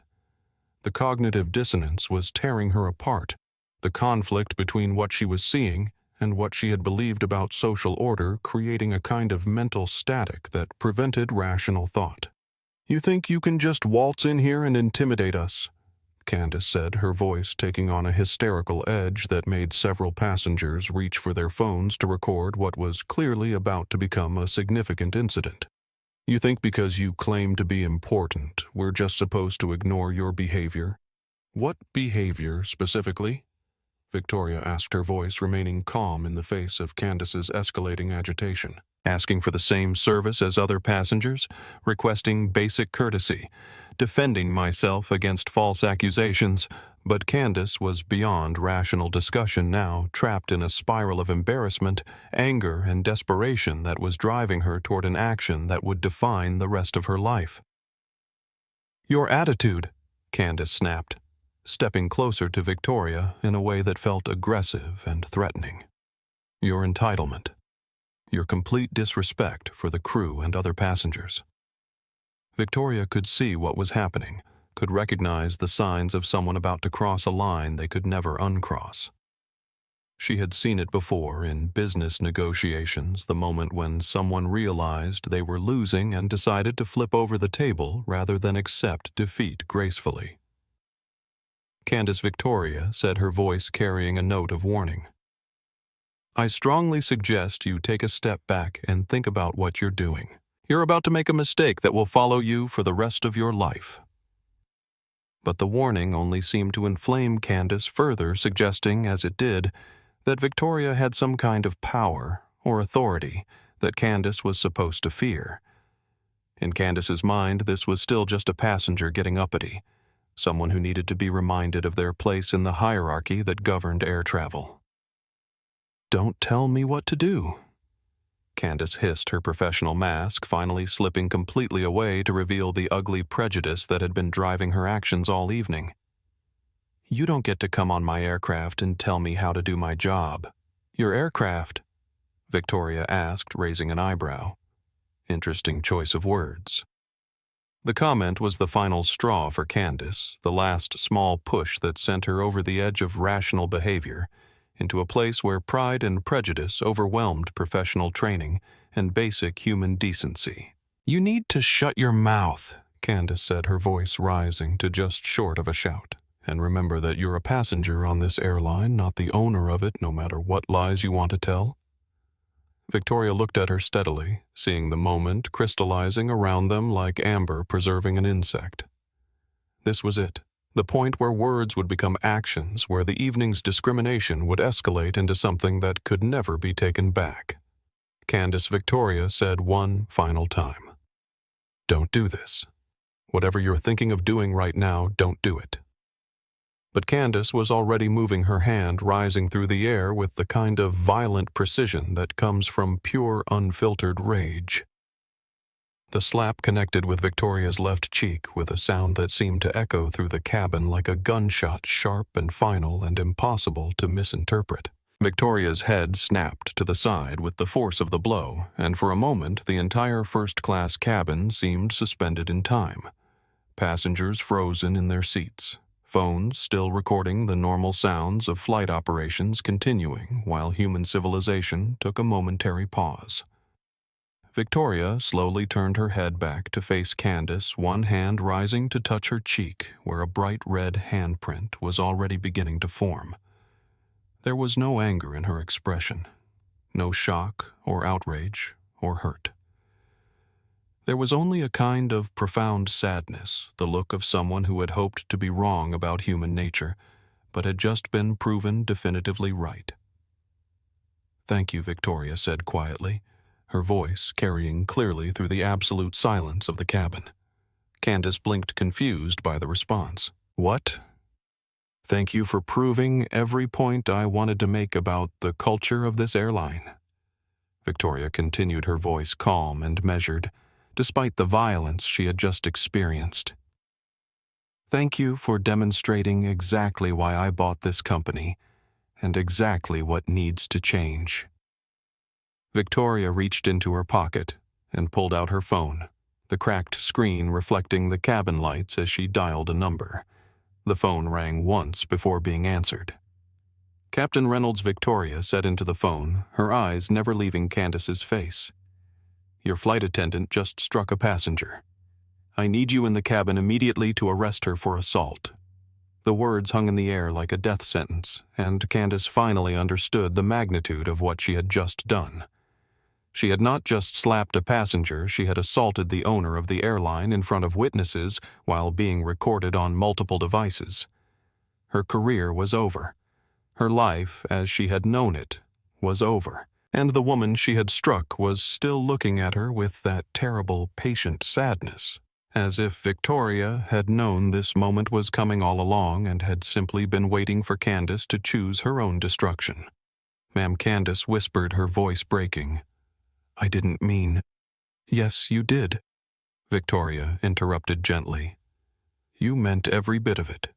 And now we all know exactly who you are." The cabin remained frozen in shocked silence as Victoria stood there with the mark of violence on her face, waiting for the captain to arrive and begin the process of justice that would change everything for everyone involved. The slap had been heard around the first-class cabin. Soon it would be heard around the world. The mechanical sound of the cockpit door unlocking reverberated through the first-class cabin like a judge's gavel cutting through the stunned silence that had settled over the passengers and crew. In the post-9/11 world of commercial aviation, the cockpit door was sacrosanct, a barrier that remained sealed no matter what chaos might erupt in the passenger compartments. The fact that it was opening now during the middle of flight operations sent a clear message that something unprecedented was occurring. Captain David Reynolds emerged from behind the armored door with the bearing of a man who had spent 30 years commanding aircraft and managing crises. At 58, he carried himself with the kind of authority that came not from rank or title, but from proven competence in situations where lives depended on clear thinking and decisive action. His uniform was immaculate, his silver hair perfectly groomed, and his eyes were the kind of steely gray that suggested someone who had seen everything aviation could throw at him and had never flinched. Reynolds surveyed the scene before him with the clinical assessment of a professional evaluating a tactical situation. He took note of Victoria standing calmly near seat 1, the red handprint on her cheek stark against her brown skin. He observed Candice Morrison frozen in the aisle, her face cycling between defiance and dawning horror as the reality of her situation began to penetrate her consciousness. He noted the positions of the other passengers, some still holding phones that were recording others pressed back in their seats as if trying to distance themselves from the confrontation. Most importantly, he noted the atmosphere in the cabin, the electric tension that suggested violence had occurred and might occur again if not properly managed. Ms. Kane Reynolds said, his voice carrying the kind of respectful formality typically reserved for addressing heads of state or board chairmen, "I received your call. Are you injured?" The captain's immediate deference to Victoria sent another shockwave through the cabin, confirming her identity and authority in a way that no amount of self-introduction could have achieved. James Crawford, who had been standing frozen in the aisle since the revelation of Victoria's identity, finally understood the full scope of his situation and sank back into his seat, as if his legs could no longer support him. "I'm fine, Captain Reynolds," Victoria replied, though she made no attempt to hide the mark on her cheek. "But we have a situation that requires your immediate attention." Candice finally found her voice, though it came out as barely more than a whisper. "Captain, there's been a misunderstanding. This passenger has been disruptive all evening, and when she became aggressive, it was self-defense. The lie was so transparent and desperate that it would have been pathetic if it weren't so dangerous." Reynolds looked at Candice with the expression of someone evaluating a broken instrument that might endanger the aircraft, his professional assessment cutting through any personal feelings he might have about the situation. Ms. Morrison Reynolds said, his voice carrying the kind of cold authority that could cut through metal. "Are you telling me that a passenger seated in 1A became physically aggressive toward you, requiring you to defend yourself?" Candice nodded eagerly, grasping at the lifeline of her fabricated narrative. "Yes, sir. She was making unreasonable demands, creating disturbances, and when Mr. Crawford reported that she was attempting to steal from him—" "Stop talking!" Reynolds commanded, his voice sharp enough to cut off Candice's explanation mid-sentence. "Ms. Morrison, I want you to listen very carefully to what I'm about to tell you, because your future depends on your understanding it completely." The captain's tone carried the weight of absolute finality, the voice of someone delivering a verdict rather than engaging in discussion. Around the cabin, passengers leaned forward unconsciously, recognizing that they were witnessing something that would define careers and possibly lives. Ms. Kane is not just any passenger. Reynolds continued, his eyes never leaving Candice's face. She is the sole owner and chairman of Skybridge Airlines. She owns this aircraft. She owns the fuel in the tanks. She owns the uniform you're wearing. She signs the paychecks that pay your salary. With each word, Candice seemed to shrink physically, the reality of her situation crushing down on her like atmospheric pressure. Her mouth opened and closed silently, her brain struggling to process information that overturned everything she thought she knew about power authority and social hierarchy. Furthermore, Reynolds continued relentlessly, Ms. Kane informed me this morning that she would be conducting a covert evaluation of our passenger service standards specifically to assess reports of discriminatory treatment in our premium cabins. You have been under observation all evening by the person who has the authority to terminate your employment immediately. The revelation hit the cabin like another bomb blast. Victoria hadn't just been a random passenger experiencing discrimination. She had been conducting a deliberate test of the airline's culture, and Candice had failed that test in the most spectacular way possible. Maya Torres, who had been standing near the galley throughout the confrontation, finally understood why Victoria had seemed so calm throughout the evening's events, why she had documented everything so carefully, why she had seemed almost unsurprised by each escalation. Victoria had been conducting an investigation, and Candice had provided all the evidence any reasonable person could need to conclude that Skybridge's service culture was fundamentally broken. Captain James Crawford said, his voice barely audible as he attempted to inject himself back into the conversation. I think there may have been some confusion about what happened earlier. I may have misinterpreted. Mr. Crawford, Reynolds said without turning to look at him, you accuse the owner of this airline of attempting to steal from you. I suggest you remain silent until we reach our destination, at which point you can discuss your situation with whatever legal counsel you can afford. The dismissal was complete and devastating, reducing James from a valued customer to a legal liability in the space of a single sentence. Victoria watched the interaction with professional interest, noting how quickly social dynamics could shift when actual authority was revealed and exercised. Mrs. Morrison, Reynolds said, returning his attention to the flight attendant who had started the evening with complete confidence in her position and authority. You have assaulted a passenger in front of multiple witnesses while being recorded on several devices. You have violated Federal Aviation Regulations, company policy, and basic human decency. You are relieved of duty effective immediately. Candice's legs finally gave out, and she sat down heavily in the nearest aisle seat, her career collapsing around her like a building that had just lost its foundation. Captain, please, she whispered, tears beginning to flow down her face. I didn't know. If I had known who she was? Stop, Victoria said, speaking for the first time since the captain's arrival. Her voice was quiet, but carried clearly through the cabin.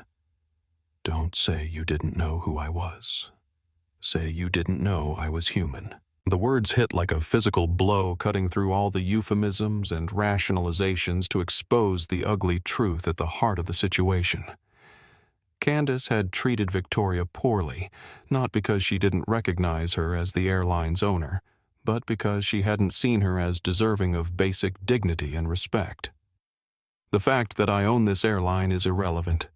Victoria continued, her voice gaining strength and carrying to every corner of the cabin. What matters is that I'm a human being who paid for a service and deserved to be treated with basic courtesy. What matters is that you decided I wasn't worthy of that courtesy, based on nothing but my appearance. Victoria looked around the cabin at the other passengers, making eye contact with each of them as she spoke. Every person who flies with this airline, whether they're in first class or economy, whether they're wearing a designer suit or a hoodie from a discount store, whether they're a billionaire or someone flying on their savings from years of hard work, deserves to be treated with dignity and respect. The impromptu speech was delivered without passion or anger, but with the kind of moral clarity that made arguments unnecessary and resistance futile. This wasn't about revenge or punishment. Victoria was explaining a fundamental principle of human interaction that should have been obvious but clearly wasn't. Captain Reynolds, Victoria said, turning back to the pilot, I want Ms. Morrison removed from active duty immediately. When we land, I want her escorted from the aircraft by security and banned from all Skybridge properties pending a full investigation of her conduct. Understood, Reynolds replied with the crisp efficiency of someone receiving clear orders from a superior officer. I also want Mr. Crawford placed on our permanent no-fly list effective immediately. His behavior this evening demonstrated a pattern of discrimination and false accusation that makes him a liability to other passengers' safety and dignity. James Crawford started to protest, but Reynolds cut him off with a sharp look that suggested further comment would be unwise. Victoria's authority was absolute, her ownership giving her the power to make decisions that would be implemented immediately and without appeal.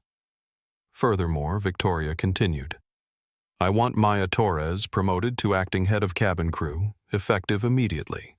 Her professionalism and integrity this evening have been exemplary, and she represents the kind of service culture we need to build throughout this airline.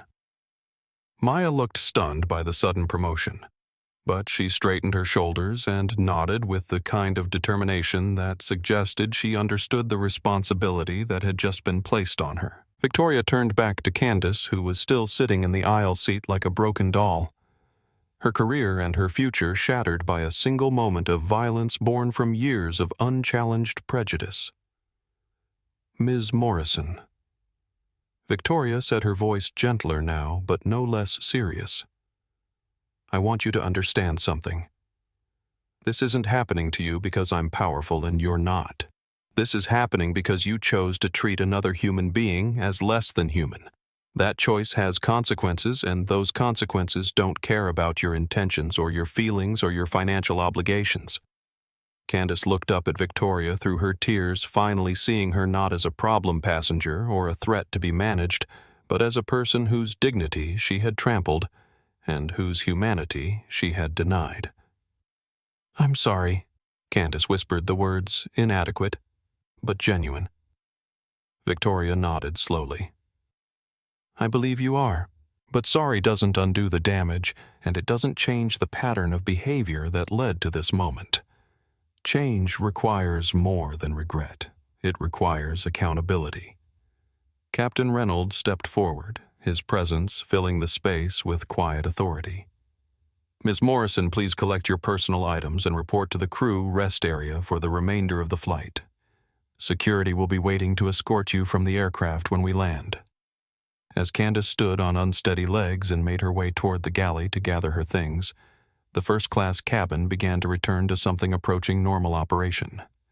But everyone present understood that nothing would ever be quite the same again, that they had witnessed a moment when the hidden assumptions that governed their world had been exposed and challenged in a way that would have lasting consequences. Victoria settled back into seat 1. Her phone already buzzing with messages that suggested word of the evening's events was beginning to spread beyond the confines of the aircraft. The real work of cultural change was just beginning, but the first and most important step had been taken. The mask had been torn away, and there was no putting it back on. The remainder of Flight 892 passed in an atmosphere that felt fundamentally different from the carefully manufactured luxury that had characterized the first half of the journey. With Candice Morrison confined to the crew rest area and Maya Torres stepping into her new role as acting head of cabin service, the first-class cabin began to operate the way it was supposed to work, with genuine courtesy extended equally to all passengers, regardless of their appearance or perceived social status. Victoria spent the remaining hours of the flight doing what she did best, planning and strategizing. Her laptop was open, and she was drafting a comprehensive restructuring plan for Skybridge Airlines that would address not just individual cases of discrimination, but the underlying cultural systems that had allowed such behavior to flourish unchallenged.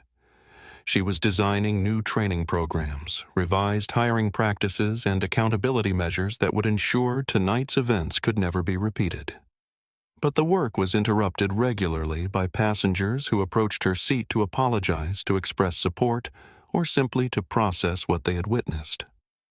The elderly couple from 3C and 3D came forward to tell her about their own experiences with discriminatory treatment during their travel stories they had never reported because they hadn't believed anyone would care.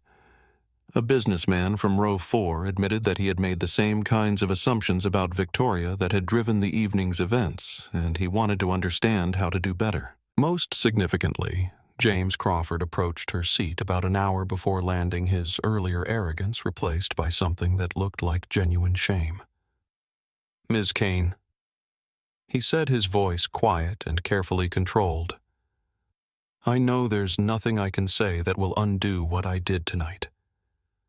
But I want you to know that I'm going to use this experience to examine my own biases and hopefully become a better person." Victoria looked at him steadily, weighing his words against his actions and trying to determine whether his remorse was genuine or simply expedient. "Mr. Crawford," she said finally, "the test of whether you've learned anything won't be in your words, but in how you treat the next person you encounter who doesn't look like you or dress like you or seem to belong in the same spaces you occupy." He nodded, understanding that he was being given a challenge rather than absolution. "I understand, and thank you for showing me who I really am." It wasn't pleasant, but it was necessary. As James returned to his seat, Victoria reflected on the complexity of human behavior and the possibility of genuine change. Some people like Candice Morrison seemed to be driven by prejudices so deep and unexamined that they would rather destroy themselves than question their assumptions. Others, like Maya Torres, had the natural integrity and empathy that made good service possible when supported by proper leadership and policies. And some, like James Crawford, fell somewhere in between, capable of horrible behavior, but also capable of growth and change when confronted with the consequences of their actions. The challenge for any organization was creating systems that supported the good behaviors while making the bad ones impossible or at least costly enough to discourage. Captain Reynolds appeared at her seat as the aircraft began its descent into Paris, his expression carrying the satisfaction of someone who had handled a complex situation successfully. "Ms. Kane," he said, "I've been in contact with our ground security team in Paris. They'll be boarding the aircraft as soon as we reach the gate to escort Ms. Morrison to the authorities. French law enforcement has been briefed on the situation and will be handling the assault charges." Victoria nodded, though she felt no satisfaction in Candice's approaching arrest. The evening had been about exposing and changing a culture, not destroying individuals, but some actions had consequences that extended beyond personal regret or corporate policy changes. "Captain, I want to make sure that Ms. Torres has all the support she needs in her new position. She showed real leadership tonight under very difficult circumstances." "Understood. She'll have access to whatever resources and training she needs to succeed. And I want to establish a new protocol for handling passenger complaints about discriminatory treatment. Every incident needs to be investigated thoroughly with real consequences for crew members who fail to meet our standards." Reynolds nodded approvingly. "It's long overdue. We've been too willing to dismiss complaints as misunderstandings or isolated incidents instead of looking for patterns." Victoria closed her laptop as the aircraft touched down at Charles de Gaulle Airport, the gentle bump of landing marking the end of a journey that had accomplished far more than simple transportation from New York to Paris. The real work of change would happen on the ground in meeting rooms and training centers, in policy documents and hiring decisions, in the thousand small choices that would either reinforce the old culture of discrimination or build something better. As the aircraft taxied to the gate, Victoria could see the flashing blue lights of security vehicles through her window. The authorities were already in position, ready to board and take Candice into custody for the assault that had been witnessed by a dozen passengers and recorded on multiple devices. It was an ending that felt both inevitable and tragic, the natural consequence of choices made over years of unchallenged prejudice. When the aircraft came to a complete stop and the seatbelt sign chimed off, Captain Reynolds made an announcement that would be remembered by everyone who heard it. "Ladies and gentlemen, welcome to Paris. Before you disembark, I want to take a moment to acknowledge something significant that occurred on this flight. Tonight we witnessed both the worst and best of human behavior. We saw discrimination, false accusations, and violence. But we also saw courage, integrity, and the possibility of positive change." The captain's voice carried the weight of someone delivering a eulogy for an old way of thinking. Skybridge Airlines is committed to ensuring that every passenger, regardless of their appearance, background, or social status, receives the respectful treatment they deserve. What happened tonight will never happen again, not on my aircraft, and not on any aircraft in our fleet. As the passengers began to disembark, Victoria remained in her seat, watching Maya Torres coordinate with the security officers who had boarded to escort Candice from the aircraft. The young flight attendant handled the situation with professional competence that suggested she would thrive in her new leadership role, treating even Candice with dignity, despite what had occurred. Candice walked past Victoria's seat in handcuffs, escorted by 2 French police officers. She looked broken, a woman whose world had collapsed in the span of a few hours because she had never learned to see other people as fully human. For a moment their eyes met, and Victoria saw not anger or defiance, but a kind of hollow understanding of how completely her life had changed. Ms. Kane, Candice said softly as she passed, "I want you to know that I understand now. What I did, who I was. I'm sorry doesn't cover it, but it's all I have." Victoria nodded once, acknowledging the apology without accepting or rejecting it. Some damage couldn't be undone with words. Some lessons could only be learned through consequences, and some changes required the complete dismantling of old systems before new ones could be built. As the cabin emptied and Victoria finally stood to gather her belongings, Maya approached her with a mixture of gratitude and determination in her expression. "Ms. Kane," Maya said, "I want to thank you for this opportunity, and I want you to know that I understand the responsibility that comes with it. I won't let you down." Victoria smiled, the first genuine smile she had shown all evening. "Maya, I have complete confidence in you. But more than that, I have complete confidence in what we can build together. Tonight was ugly, but it was also necessary. Now we get to create something better." As Victoria walked off the aircraft and into the Paris terminal, she carried with her not just the satisfaction of having exposed a serious problem, but the excitement of someone who had identified a challenge worthy of her time and resources. Skybridge Airlines would become a model for how companies could address discrimination, not just through policy changes, but through fundamental cultural transformation. The slap that had echoed through the first-class cabin would soon echo around the world, but its impact would be measured not in punishment, but in progress, not in careers destroyed, but in dignity restored for countless future passengers who would benefit from the changes that started with one woman's refusal to accept being treated as less than human. 3 hours after Victoria Kane had been escorted by French authorities through the Charles de Gaulle Airport VIP lounge, where she provided a detailed statement about the events of Flight 892. She was sitting in the first-class cabin of Skybridge Airlines Flight 1247 bound for New York.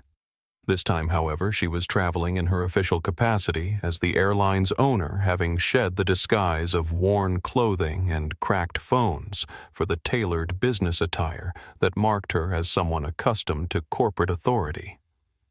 The difference in treatment was stark and immediate. From the moment she had identified herself at check-in, she had been surrounded by obsequious airline employees eager to ensure her comfort and satisfaction. The gate agent had personally escorted her to the aircraft. The captain had emerged from the cockpit to welcome her aboard, and the flight attendants were treating her with the kind of deferential attention typically reserved for royalty. But Victoria was more interested in observing how these same crew members treated other passengers, particularly those who didn't appear wealthy or important. She watched a young mother struggling with a crying baby receive patient assistance from a flight attendant, saw an elderly man in a worn sweater offered the same premium beverage options as the businessman in the expensive suit. This was how service was supposed to work, she realized, when properly managed and consistently enforced. Maya Torres was working this return flight as well, having been temporarily assigned to accompany Victoria back to New York for an intensive series of meetings about the airline's future direction. Victoria had specifically requested that Maya work the flight so she could observe her leadership style and begin the process of preparing her for broader responsibilities within the company. Mrs. Kane, Maya said, as she approached Victoria's seat during the initial beverage service.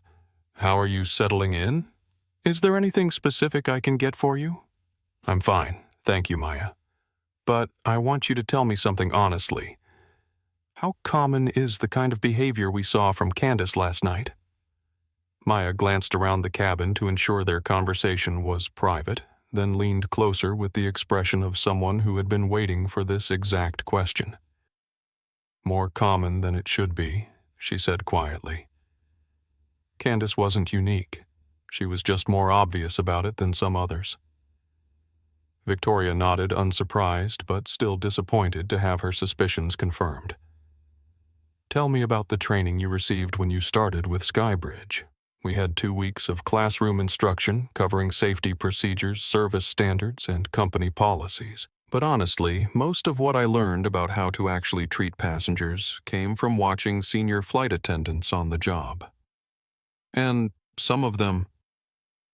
Maya trailed off, clearly struggling with whether to criticize her colleagues. "Some of them taught you that passengers should be treated differently based on how much money they appear to have."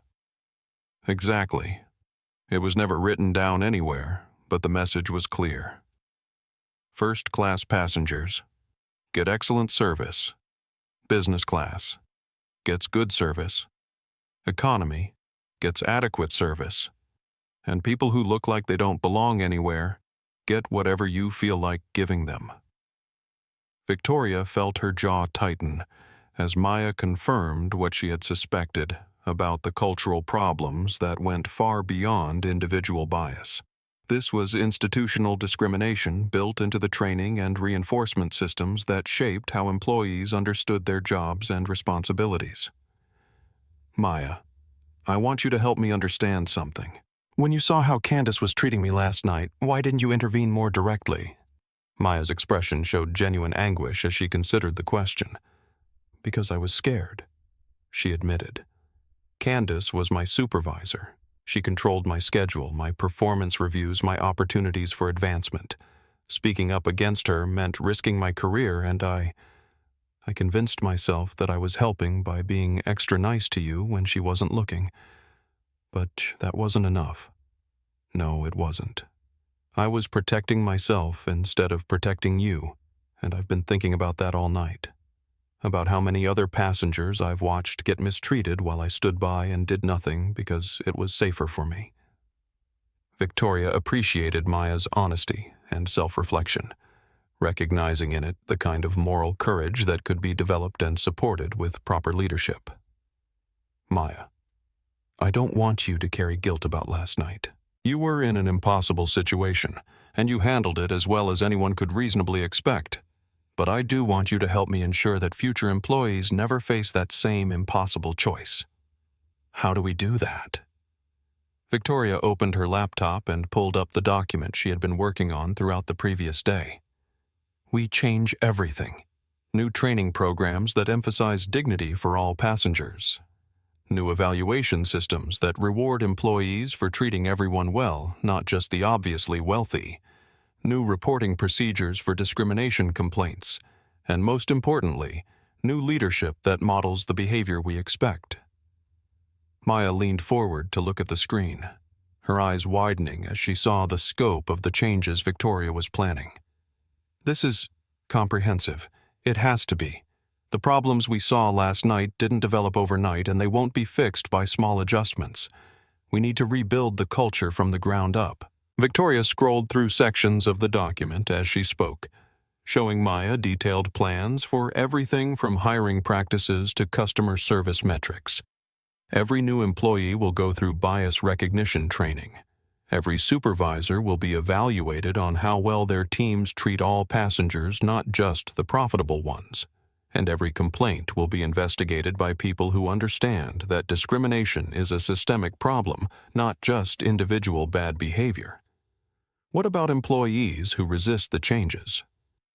People like Candice, who seem to believe that treating some passengers poorly is part of their job. Victoria's expression grew serious. People who can't or won't adapt to treating all passengers with dignity will find other jobs. We'll provide training support and reasonable time for adjustment, but ultimately this isn't optional. Discrimination will be grounds for immediate termination, full stop.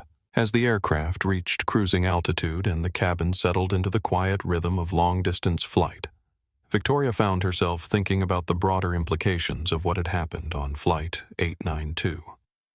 The story was already beginning to spread through social media, with passengers who had witnessed the events sharing their experiences and uploading videos that showed Candice's assault and Victoria's revelation of her identity. By the time they landed in New York, Victoria knew the incident would be international news, with implications that extended far beyond one airline's internal policies. This would become a case study in corporate culture, an example of how discrimination could flourish in organizations that didn't actively work to prevent it, and hopefully a model for how meaningful change could be implemented when leadership was committed to doing better. Maya Victoria said as the flight attendant prepared to continue her service rounds, "I want to offer you a choice. You can continue working as cabin crew while helping to implement our new training programs, or you can transition into a management role focused specifically on cultural change and employee development."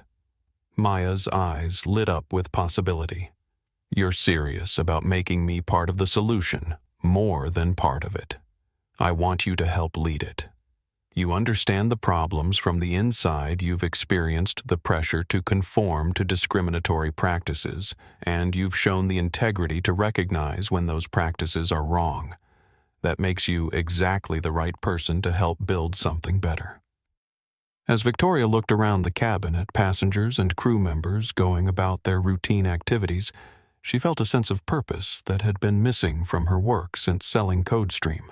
Building a tech company had been intellectually satisfying and financially rewarding, but changing an entrenched culture of discrimination felt like something that could make a real difference in people's lives.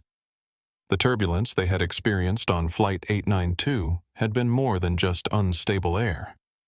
It had been the shaking apart of assumptions and systems that had operated unchallenged for too long. Now came the harder work of building something stable and fair in their place. Something that would serve all passengers with the dignity they deserved. Victoria opened a new document on her laptop and began typing, starting with a simple principle that would govern all the changes to come.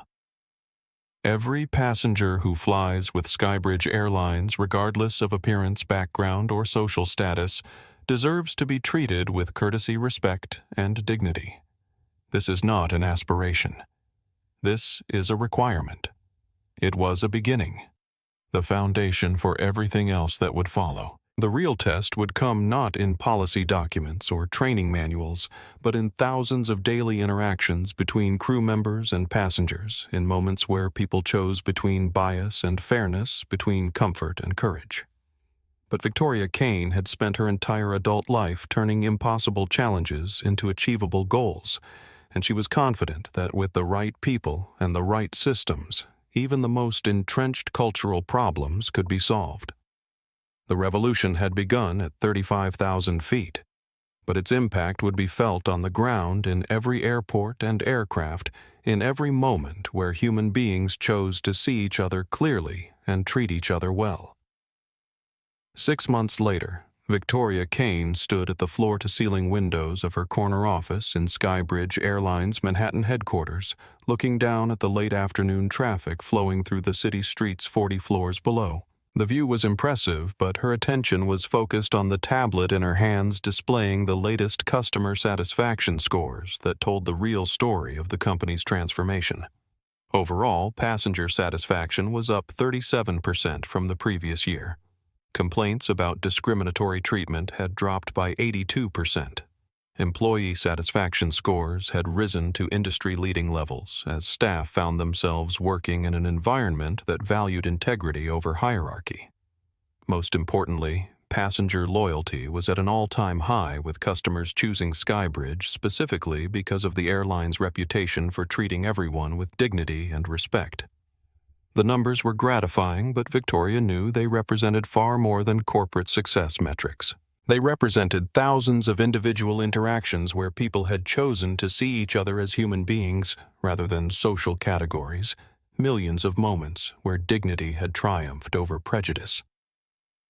Ms. Kane, Maya Torres, knocked softly on the office door, her voice carrying the confidence that had developed over months of successful leadership in her new role as Director of Cultural Development. "The film crew is ready for you." Victoria turned from the window, adjusting the jacket of her navy business suit as she prepared for the final interview in a documentary that would tell the complete story of Flight 892 and its aftermath. The film, produced by an independent studio known for their investigative work, had been following the airline's transformation for the past 6 months, documenting everything from new employee training sessions to passenger testimonials to the broader industry changes that Skybridge's example had inspired. "How did the interview with Candice go?" Victoria asked as they walked toward the conference room that had been converted into a temporary studio. Maya's expression grew serious. Difficult to watch, but important. She was genuinely remorseful about what happened and honest about the prejudices that drove her behavior. The producers think her perspective will help people understand how discrimination can seem normal to people who've never examined their assumptions. Victoria nodded, feeling a complex mixture of satisfaction and sadness about Candice Morrison's situation. After serving 3 months in French prison for assault, Candice had been deported to the United States and permanently banned from working in the airline industry. She was currently employed as a cashier at a discount retail store in Ohio, earning minimum wage and struggling to rebuild a life that had been shattered by her own choices. But Candice had also become an unexpected advocate for change, speaking at diversity training sessions and corporate seminars about the dangers of unchecked bias. Her story served as a powerful warning about how prejudice could destroy not just its victims, but the people who chose to embrace it. The conference room had been transformed into a professional interview setup with soft lighting and carefully positioned cameras that would capture Victoria's final thoughts on the experience that had changed her company and, in many ways, her life. The documentary's director, a woman whose previous films had won awards for their examination of social justice issues, greeted Victoria with the kind of respect that suggested she understood the significance of the story they were telling. "Ms. Kane, thank you for agreeing to participate in this project. I know it hasn't always been comfortable to have cameras documenting such personal and painful experiences." Victoria settled into the interview chair, looking directly into the camera with the calm confidence that had served her well in countless business meetings and board presentations. The discomfort was necessary. Real change requires honest examination of ugly truths, and that's never comfortable. "When you boarded Flight 892 that evening, did you expect the situation to escalate the way it did?" Victoria considered the question, carefully remembering the mixture of hope and cynicism she had felt as she prepared for her undercover evaluation. "I hoped I was wrong about the extent of the cultural problems, but I was prepared for the possibility that they were as bad as the complaints suggested. What I wasn't prepared for was how personal it would become, how much it would hurt to be treated as less than human by people whose job was supposed to be serving passengers." The assault was captured on multiple phones and has been viewed millions of times online. "How do you feel about the fact that your experience became such a public symbol?" "I'm grateful for the attention, honestly. Individual experiences of discrimination usually remain invisible because they happen in private moments between people with unequal power.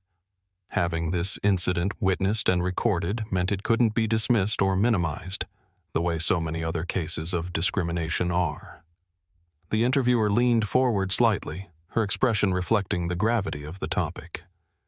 "Some critics have argued that your wealth and position gave you advantages in seeking justice that other victims of discrimination don't have. How do you respond to that?" Victoria's expression grew thoughtful, acknowledging the complexity of the question. "They're absolutely right. I had resources and authority that most people don't have, and that made it possible for me to create consequences for discriminatory behavior in ways that other victims can't. But that's exactly why this story matters. If discrimination is this blatant and harmful when directed at someone with my advantages, imagine how much worse it is for people who don't have any protection or recourse. What's been the most significant change you've implemented at Skybridge? The accountability systems, Victoria replied, without hesitation. We track how employees treat all passengers, not just the obviously wealthy ones. We investigate every complaint about discrimination seriously, and we've made it clear that treating any passenger with disrespect will end your career with us. When people know their behavior has real consequences, behavior changes. And what's been the response from employees? Mixed initially. Some people resented having their assumptions challenged and their behavior monitored more closely. But most employees have embraced the changes because they want to work for a company they can be proud of. It turns out that most people prefer treating others with dignity when they're given clear expectations and proper support. The interviewer consulted her notes briefly before asking her final question. If you could send a message to other business leaders watching this documentary, what would you want them to understand? Victoria looked directly into the camera, her voice carrying the conviction of someone who had seen both the worst and best of human behavior in corporate environments. Discrimination isn't just morally wrong, it's operationally stupid. When you treat customers differently based on prejudice rather than merit, you're literally throwing away money and talent and opportunities. But more than that, you're creating a culture where cruelty becomes normal and dignity becomes optional. She paused, gathering her thoughts for a statement that would serve as both conclusion and call to action. Every organization has a choice about what kind of culture it wants to create. You can build systems that reward bias and hierarchy, or you can build systems that reward fairness and respect. The choice you make doesn't just affect your bottom line, it affects the lives of everyone who interacts with your company. As the interview concluded and the film crew began packing their equipment, Victoria felt a sense of completion that had been building throughout the months of documentation and reflection. The story that had begun with a slap in an airplane cabin was becoming something larger, a case study in how individuals and institutions could choose to do better when confronted with the consequences of their choices. Maya approached her as the conference room returned to its normal configuration, carrying a tablet with the latest metrics from their transformation efforts. The preliminary numbers from this quarter are even better than we expected, she said, her voice carrying pride in what they had accomplished together. Customer complaints are down, employee satisfaction is up, and we're actually profitable again for the first time in 2 years.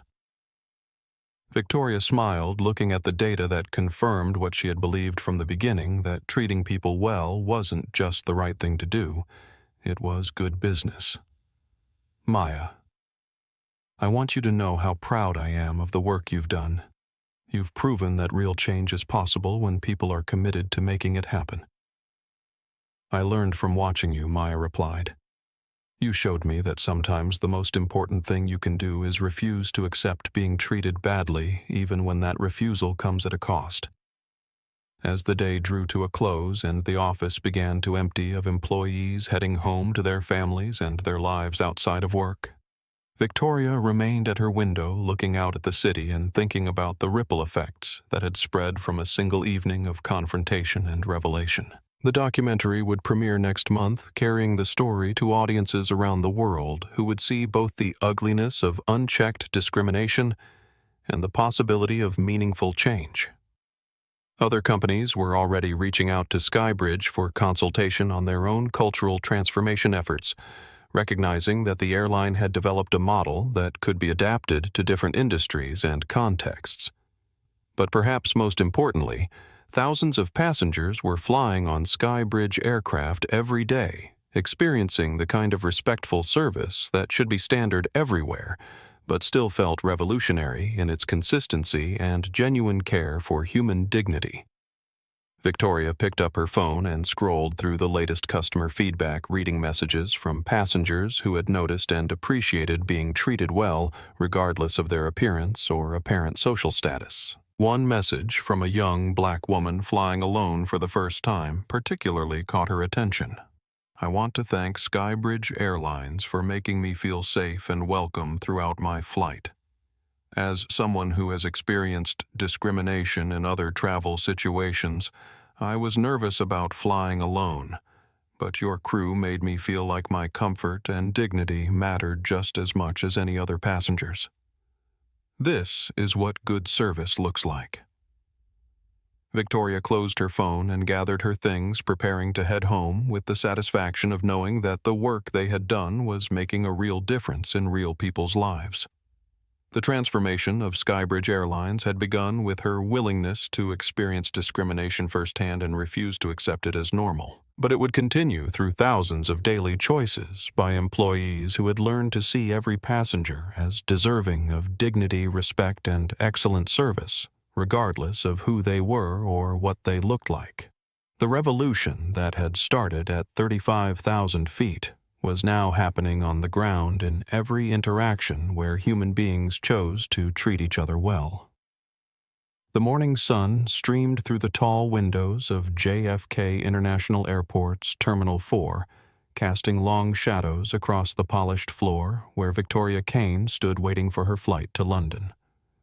She was traveling in her official capacity as CEO of Skybridge Airlines today, but she had deliberately chosen to dress casually in jeans, a simple sweater, and comfortable sneakers, wanting to observe how her employees treated passengers who didn't immediately appear to be VIPs. The gate area around her bustled with the usual mix of business travelers, families, and individuals whose stories she could only guess at from their appearance and behavior.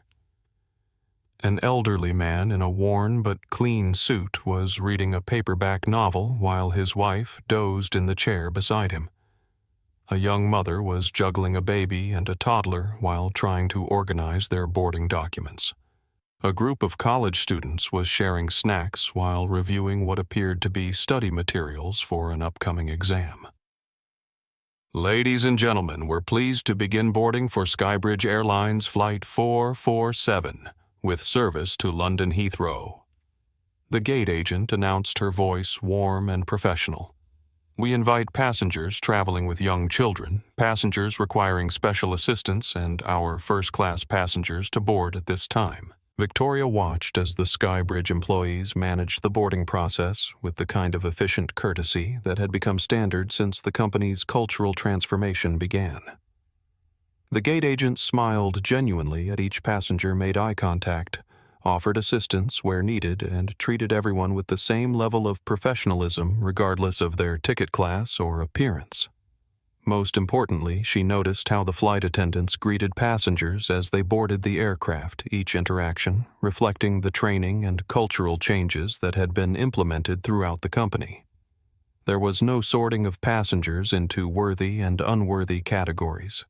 No differential treatment based on clothing or perceived social status, just consistent, respectful service for everyone who had purchased a ticket. Victoria's phone buzzed with a text message from Maya Torres, now serving as Vice President of Customer Experience and Cultural Development, who was working this flight and had spotted Victoria in the boarding line.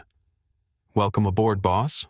I promise you'll have a completely boring, discrimination-free flight today." Victoria smiled and typed back, "That's exactly what I'm hoping for. Boring is the goal." As she settled into her first-class seat, Victoria noticed that the passenger in 1B was the elderly man she had observed reading in the gate area. His suit was clearly not expensive, and his luggage was well worn but clean and carefully maintained. The flight attendant serving first class today was someone Victoria didn't recognize, a new hire who would have gone through the comprehensive bias awareness training that was now standard for all Skybridge employees. "Good morning, sir," the attendant said to the elderly gentleman, her tone exactly as warm and respectful as it would have been for any passenger. "Welcome aboard. Can I take your jacket for you, or is there anything else I can help you get settled?" "That's very kind. Thank you." The man replied with a smile that suggested he wasn't accustomed to such attentive service. "This is actually my first time flying first class. My daughter surprised me with an upgrade for my birthday." "How wonderful," the attendant replied, her enthusiasm genuine rather than performative. "We'll make sure it's a memorable experience. Would you like some champagne before we take off, or perhaps some juice or coffee?" Victoria watched the interaction with professional satisfaction, noting that the service was exactly what it should be: attentive, respectful, and focused on the passengers' comfort rather than their perceived social status. This was what good training looked like when it was properly implemented and consistently reinforced by leadership that actually cared about treating people well. When the flight attendant reached Victoria's seat, the service was equally professional, with no special deference or recognition of her position within the company. "Good morning and welcome aboard. Is this your first time flying with Skybridge Airlines?" "No," Victoria replied with a small smile, "but I always look forward to seeing how you're doing." As the aircraft pushed back from the gate and began its taxi to the runway, Victoria reflected on how much had changed since that evening 6 months ago when she had boarded Flight 892 in disguise.